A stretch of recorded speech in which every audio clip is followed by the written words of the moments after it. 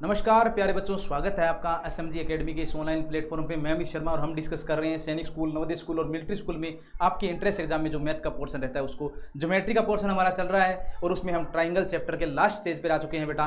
और आज हमारा जो कंसेप्ट बाकी रह जाता है उसको कंप्लीट करेंगे और इस चैप्टर को क्लोज कर देंगे बेटा। आज का जो हमारा कंसेप्ट बाकी रह जाता है और चैप्टर का नाम चल रहा है बेटा ट्राइंगल ही चलेगा, ठीक है।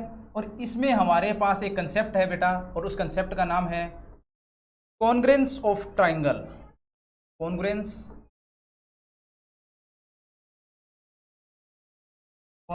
ऑफ ट्राइंगल, ठीक है बेटा। यानी हमें कहता है क्या है, त्रिभुज की, हमें क्या देखना है बेटा, त्रिभुज की सर्वांग समता। त्रिभुज की सर्वांग समता क्या होती है ये हमें देखना है और ये अपना लास्ट कंसेप्ट रहेगा ट्राइंगल का हमारा ये लास्ट कंसेप्ट रहेगा बेटा। इसके बाद में ये चैप्टर कंप्लीट हो जाएगा और हम नया फिगर लेंगे, फिर कोई क्वाड्रिलेटर ले लेंगे या फिर सर्कल को पढ़ेंगे, ठीक है। चलिए बेटा, पहले तो आपको ये पता होना चाहिए कि कॉन्ग्रेंस कहते किसे, सर्वांग समता कहते किसे हैं। देखिए बेटा, पहले तो आपको ये पता होना चाहिए कि सर्वांग समता या कॉन्ग्रेंस ऑफ ट्राइंगल होता क्या है, पहले तो ये पता होना चाहिए। यह डेफिनेशन आपको क्लियर होगी तो आप इस कंसेप्ट को आसानी से समझ पाओगे। दो ट्राइंगल कॉन्ग्रेंट कब होंगे, दो ट्राइंगल सर्वांगसम कब होंगे, तो ये चीज़ आपको पता होनी चाहिए। पहले तो इसका जो नाम लिखा है इस कंसेप्ट का वो है सर्वांग समता। सर्वांग का मतलब होता है बेटा सर्वांग, सर्व का मतलब होता है सभी, अंग का मतलब होता है पार्ट्स और समान का मतलब होता है समान, इक्वल होते हैं। जिस ट्राइंगल के, दो ट्राइंगल के सभी पार्ट्स इक्वल होते हैं या समान होते हैं वो ट्राइंगल एक दूसरे के क्या होंगे बेटा, कॉन्ग्रेंट होंगे। देखिए बेटा, it means equal figure whose shape and size are both same।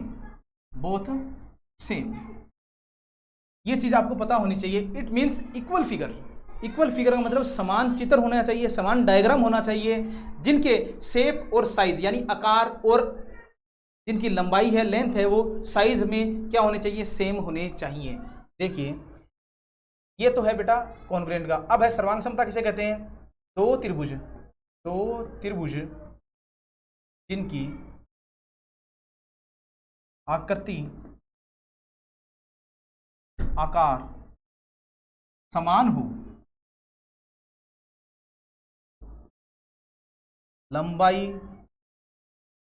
या लेंथ लिख देंगे या माप भी समान हो, तो वे दोनों त्रिभुज एक दूसरे के सर्वांग सम कहलाते हैं।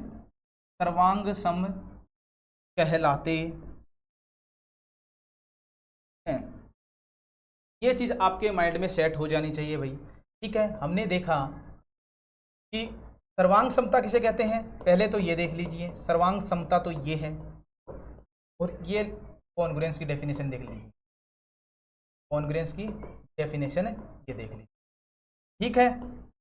हमारे सामने दो डेफिनेशन है। टॉपिक का नाम है कॉन्ग्रेंट ऑफ ट्राइंगल और हमने देखिए दो डेफिनेशन। कॉन्ग्रेंस होता है, it means equal figure which shape and size are both same, तो वो क्या होंगे बेटा, दोनों ट्राइंगल कॉन्ग्रेंट होंगे ईच अदर, ठीक है। सर्वांग समता, दो त्रिभुज जिनकी आकृति या आकार समान हो या माप भी जिनकी समान होती है, वो क्या होते हैं, दोनों त्रिभुज सर्वांग सम होंगे। और इसमें याद रखना है शेप और साइज को, ये चीज आपके माइंड में सेट हो जानी चाहिए। ये तो है बेटा डेफिनेशन। अब फिगर से हम देखते हैं, जो हमने लैंग्वेज में लिखा है उसको फिगर में समझते हैं बेटा। चलिए बेटा देखिए, ये अपने पास एक ट्राइंगल बना लेता हूं मैं पहले। ये अपने एक ट्राइंगल बना लिया है भाई, ठीक है। एक ट्राइंगल और बनाना पड़ेगा, अरे सर्वांग समता देख रहे हैं तो एक ट्राइंगल और बना लीजिए, ये लीजिए, ये दो ट्राइंगल अपने पास है।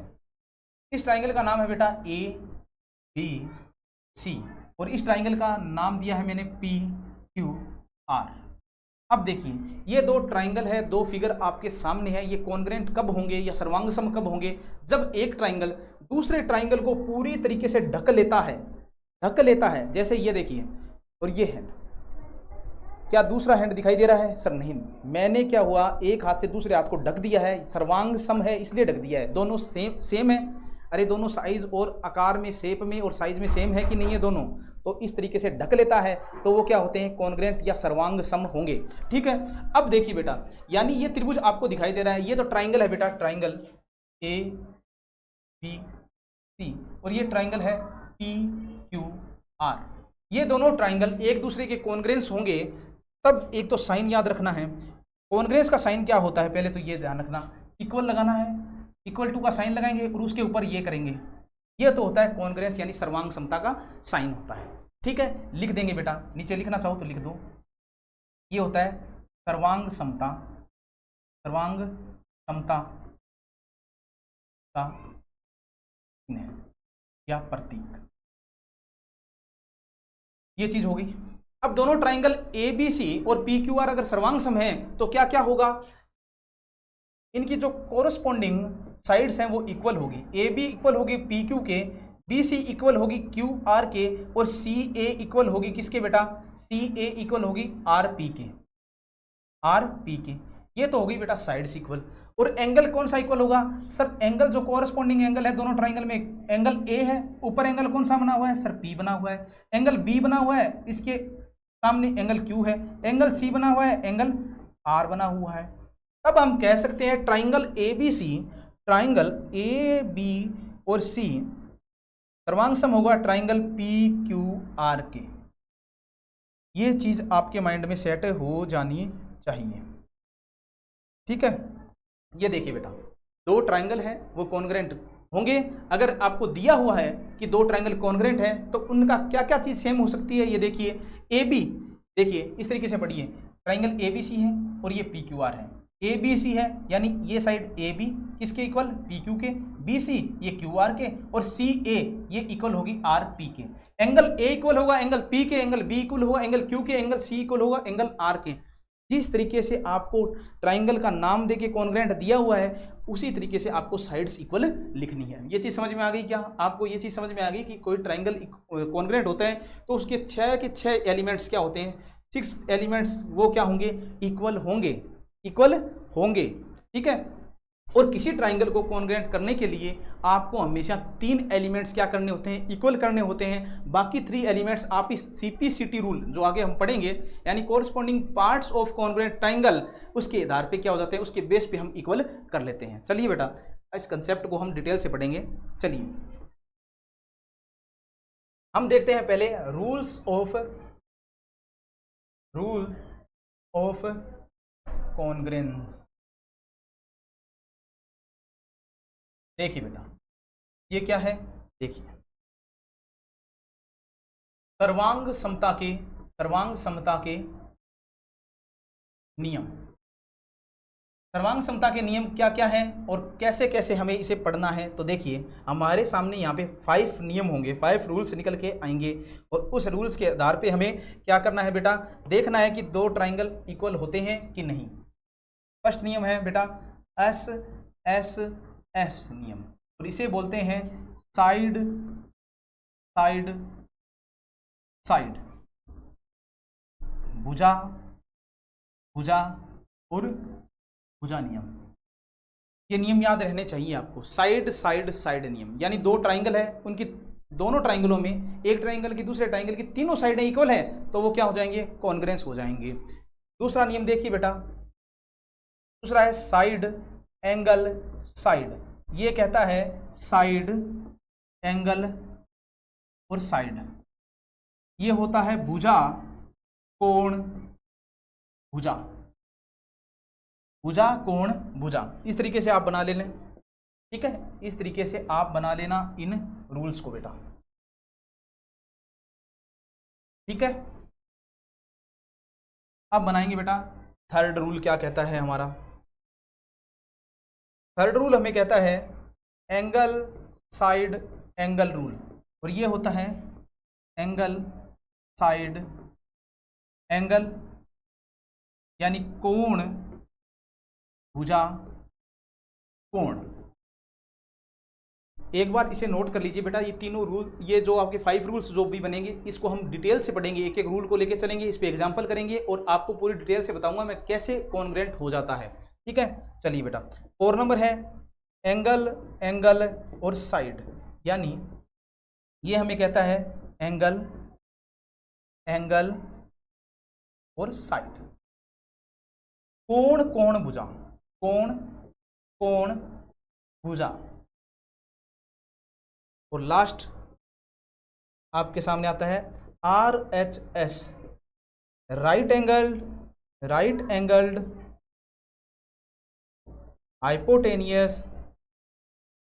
हाइपोटेनियस और साइड, यानी समकोण कर्ण भुजा, ये भी एक नियम होता है। देखिए बेटा, पहला रूल, अगर सर्वांगसम होंगे, 2 ट्राइंगल सर्वांगसम होंगे, इसके लिए हमें क्या करना होगा, 3 एलिमेंट्स को क्या करना होगा, इक्वल करना होगा। या तो वो हो सकते हैं साइड साइड साइड, या हो सकते हैं साइड साइड, या एंगल साइड, और या हो सकता है आपका एंगल साइड एंगल और RHS यानी समकोण कर्ण और भुजा। इस तरीके से आपको ये एक टेबल याद होनी चाहिए। ये कितने रूल हैं, ये सर 5 रूल हैं हमारे सामने। कितने रूल है बेटा, ये सर 5 रूल हैं।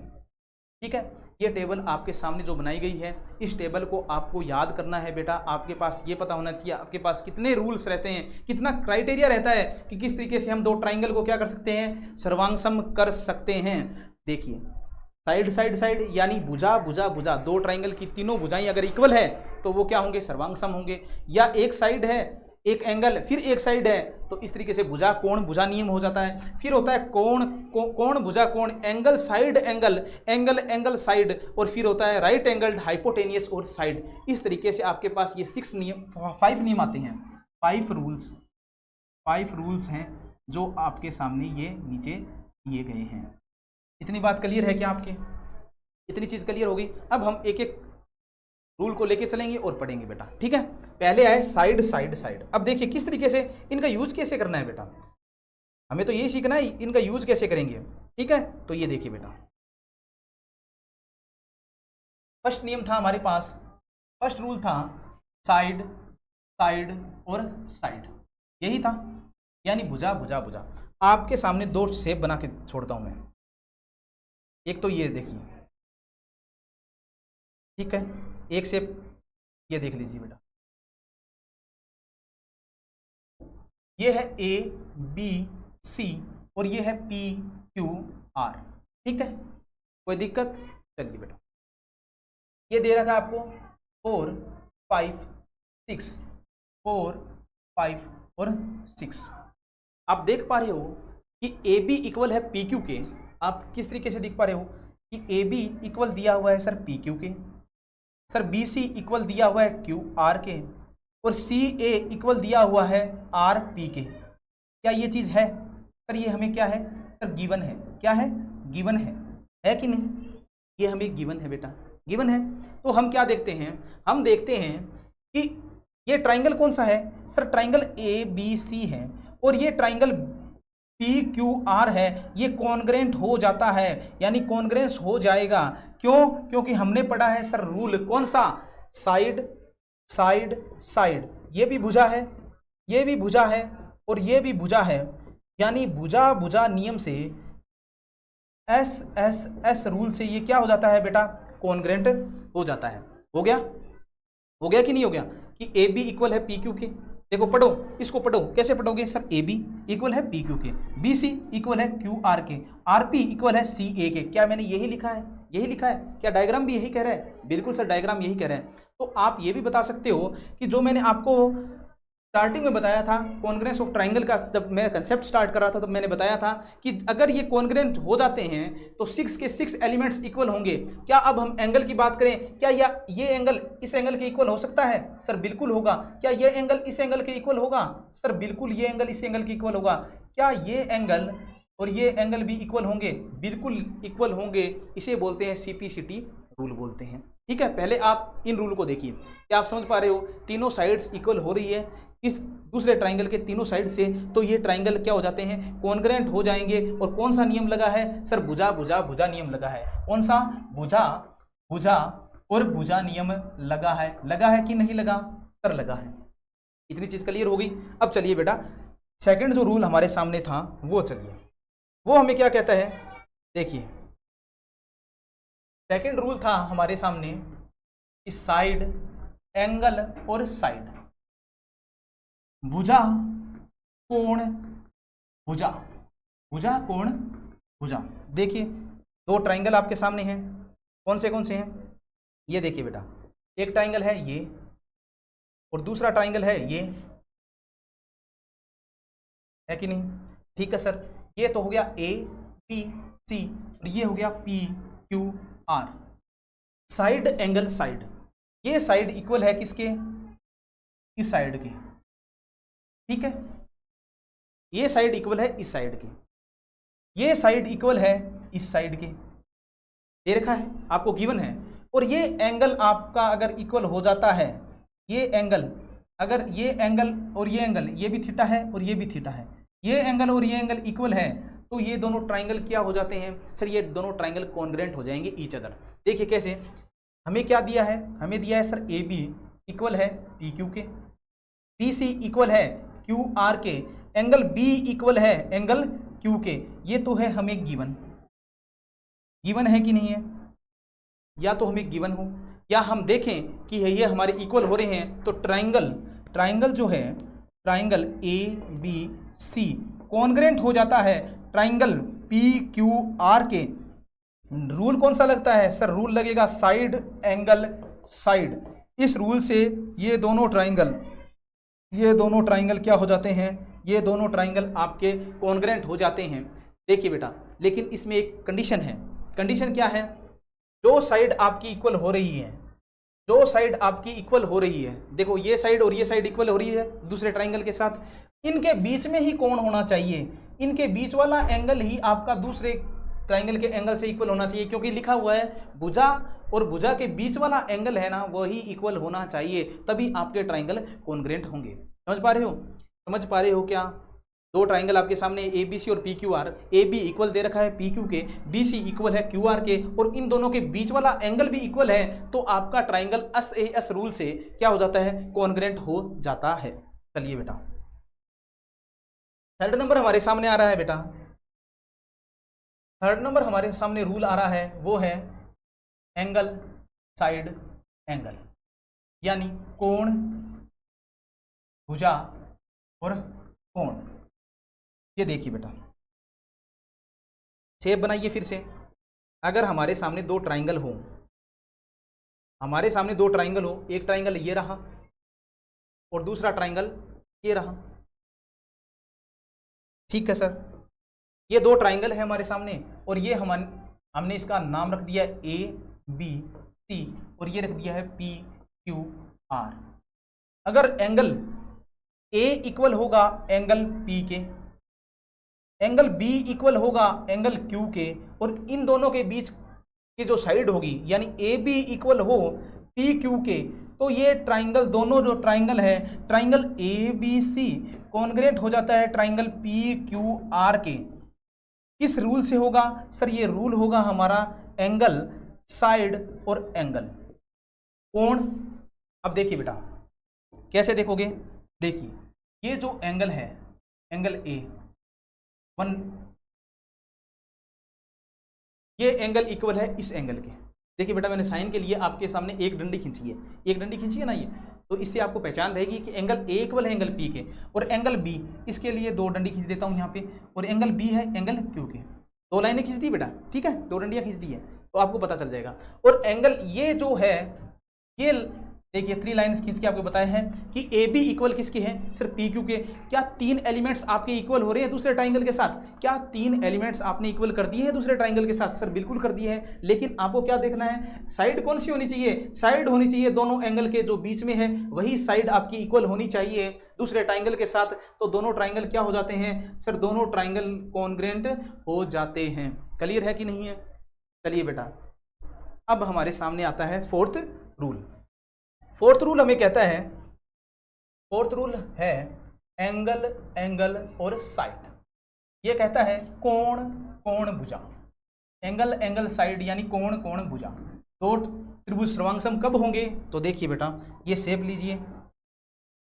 एक शेप तो ये रही आपके सामने, ठीक है। एक शेप ये रही, और ये देखिए बेटा,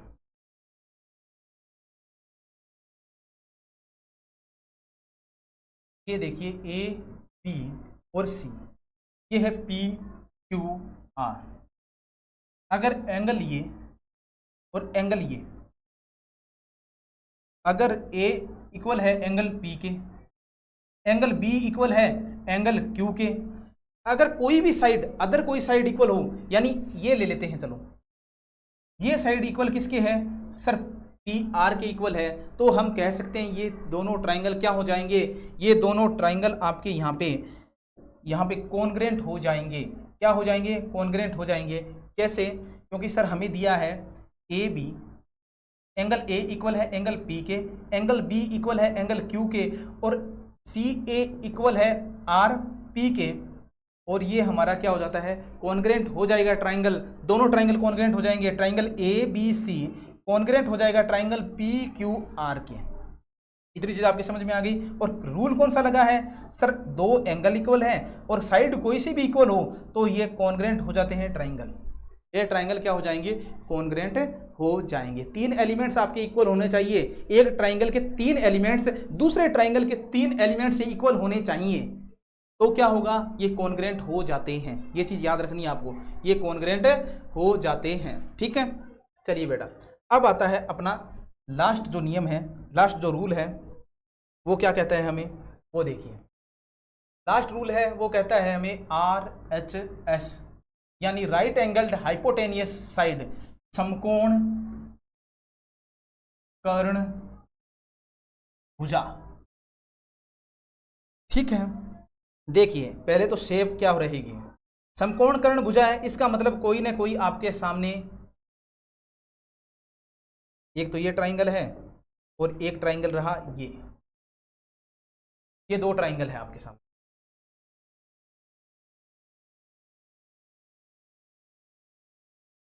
ये 2 ट्राइंगल है आपके सामने। ठीक है, अब हमने इसका ए बी सी नाम रख लिया है, इसका रख लिया है पी क्यू आर ही रख लिया है। ये 90 है, ये भी 90 डिग्री है। ठीक है, और 90 डिग्री के सामने क्या होता है बेटा? अपोजिट साइड क्या होती है? 90 के अपोजिट में जो साइड होती है वो हमेशा हाइपोटेनियस होती है, आपको पता है। ठीक है, ये साइड इसके इक्वल है, और एक साइड ये ले लीजिए, कोई सी भी ले लीजिए, या तो बेस ले लीजिए या परपेंडिकुलर ले लीजिए, कोई भी ले लीजिए। ठीक है, केवल साइड की बात की है। अगर आपको दिया हो एंगल बी इक्वल दे रखा है एंगल क्यू, और वो है 90 डिग्री, ए सी इक्वल है पी आर, और वो क्या है सर? हाइपोटेनियस है, हाइपोटेनियस है यानी कर्ण है, और आपको दे रखा है बी सी इक्वल दे रखा है क्यू आर। ये साइड दे रखी है, ये कोई साइड है, या जिसे हम बोल सकते हैं भुजा है। क्या एक त्रिभुज के 3 एलिमेंट्स, इसी त्रिभुज के 3 एलिमेंट्स अदर त्रिभुज के 3 एलिमेंट्स से इक्वल हैं? बिल्कुल सर, एक राइट एंगल दिख रहा है, एक हाइपोटेनियस इक्वल दिख रहा है, और एक हमारा बेस इक्वल दिख रहा है। तो ये ट्राइंगल जो है, triangle A B C congruent होगा ट्राइंगल पी क्यू आर से, और इसका रूल रहता है सर, ये रूल रहेगा RHS, राइट एंगल्ड हाइपोटेनियस और साइड। राइट एंगल हाइपोटेनियस और साइड, ये हमारा रूल रहता है। क्या हमने पांचों के पांचों रूल को डिस्कस कर लिया है?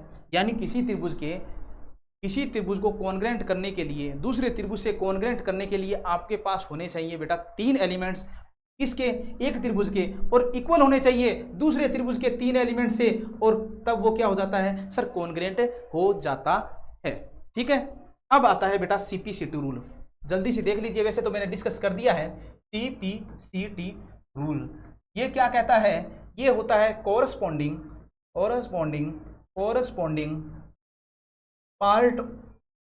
Part of congruent triangle. ये देखिए बेटा, शेप बनाएंगे वापिस। ये देखिए बेटा, हमारे सामने दो ट्राइंगल है, एक तो ये ट्राइंगल है और एक है बच्चों ये ट्राइंगल, एक ये ट्राइंगल है। ठीक है, और हमने इसका नाम रख दिया ABC और PQR,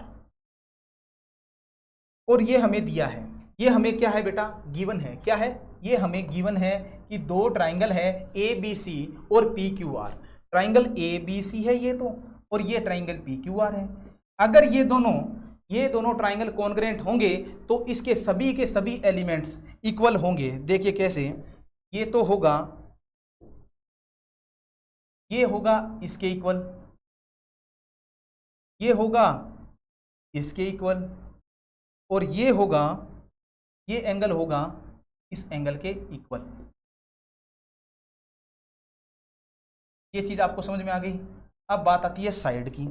अब साइड देखिए बेटा, साइड क्या कह रही है? ये साइड इक्वल होगी, ये साइड इक्वल होगी किसके? इस साइड के। ये साइड इक्वल होगी इस साइड के, और ये साइड इक्वल होगी इस साइड के। यानी ये अगर लिख लो, अगर आप लिखना चाहो तो त्रिभुज ABC अगर सर्वांगसम है त्रिभुज PQR के साथ, तो उनके सभी अवयव, घटक या एलिमेंट्स बराबर होंगे। उनके सभी अवयव या घटक एलिमेंट्स बराबर होंगे। यानी हम लिख सकते हैं बेटा, क्या लिखना चाहोगे? लिखोगे एंगल E इक्वल होगा एंगल P के, एंगल B इक्वल होगा एंगल Q के, एंगल C इक्वल होगा एंगल R के। ये तो एंगल हो गया। और ये देखिए नीचे साइड लिख दीजिए, AB इक्वल होगा PQ के, BC इक्वल होगा QR के, और CA इक्वल होगा RP के। ये तीनों साइड होगी। यानी ये 6 के 6 एलिमेंट है, अवयव या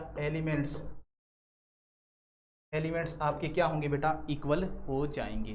देखिए बेटा, अब हम करते हैं इसका रिवीजन। देखिए बेटा, ध्यान से समझते हुए चलेंगे भाई। ठीक है, ध्यान से समझते हुए चलेंगे भाई। चलिए, आज हमने टॉपिक की शुरुआत की थी ट्राइंगल में। हमारा कंसेप्ट हमारा ट्राइंगल का चल रहा था, और उसमें लास्ट जो कंसेप्ट हमें पढ़ना था वो था कॉन्ग्रुएंस ऑफ ट्राइंगल।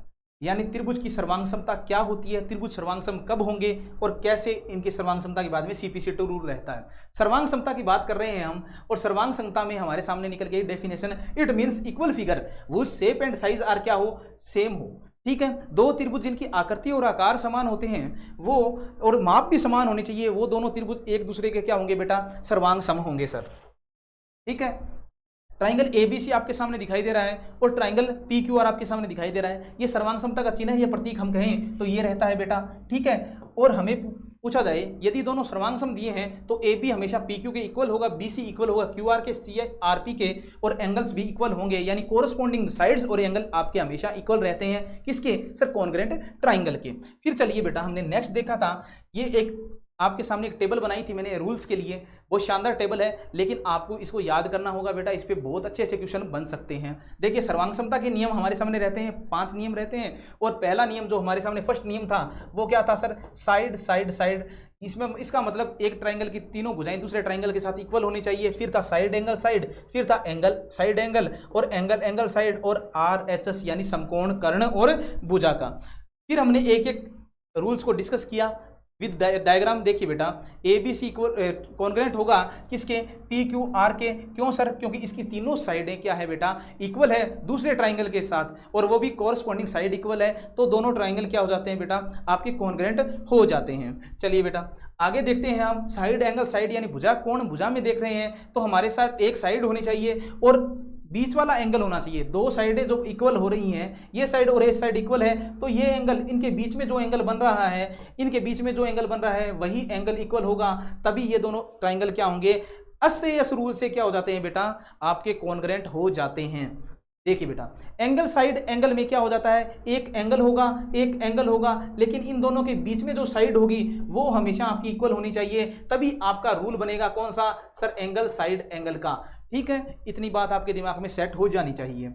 फिर हमने देखा एंगल एंगल साइड, यानी कोण कोण भुजा, दो कोण आपकी इक्वल होने चाहिए और एक भुजा, एक साइड आपकी कोई सी भी इक्वल हो, ये चलेगा बेटा, जरूरी नहीं है मिडिल में ही होना चाहिए, आपकी कोई भी साइड हो वो इक्वल होती है तो दोनों ट्राइंगल आपके क्या हो जाते हैं, कॉन्ग्रुएंट हो जाते हैं और एंगल एंगल साइड रूल से कॉन्ग्रुएंट होंगे। फिर हमने देखा बेटा समकोण कर्ण भुजा, यानी आपका एक ऐसा त्रिभुज है जिसमें राइट एंगल बन रहा हो, यानी राइट एंगल ट्राइंगल की बात कर रहे हैं यहाँ पर, और एक एंगल 90 डिग्री का होगा, बेस आपका इक्वल है, लेकिन हाइपोटेनियस हमेशा आपका इस रूल में इक्वल होना चाहिए, तभी आपका रूल बनता है राइट एंगल हाइपोटेनियस और साइड रूल बनता है। साइड कोई सी भी चलेगी, लेकिन आपका राइट एंगल होना चाहिए और हाइपोटेनियस ये मस्ट है बेटा इसमें। ठीक है, चलिए बेटा, फिर आपका आता है सीपीसीटी रूल। ये कहता है आपको corresponding part of congruent triangle हमेशा आपके इक्वल होंगे। अगर आपको दो ट्राइंगल इक्वल दे रखे हैं तो उसके 6 के 6 एलिमेंट्स इक्वल होंगे, यानी तीनों साइड इक्वल होगी दूसरे ट्राइंगल के तीनों साइडों से, और ये आपका जो एंगल होंगे, कोरस्पॉन्डिंग एंगल जो आपको दिखाई दे रहे हैं वो भी आपके इक्वल